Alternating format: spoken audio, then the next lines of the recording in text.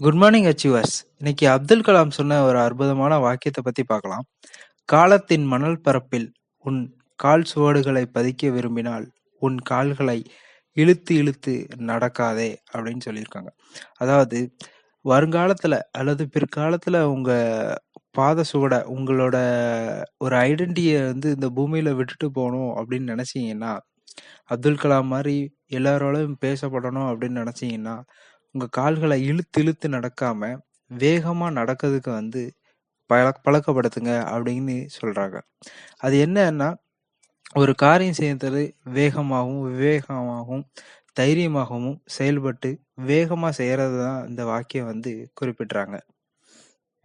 நீ எது செய்தாலும் வேகமாக செய்ய ஆரம்பிச்சா, அது நல்ல முறையில உங்க பிற்காலத்துல வந்து உதவும் அப்படின்னு சொல்லி சொல்றாங்க.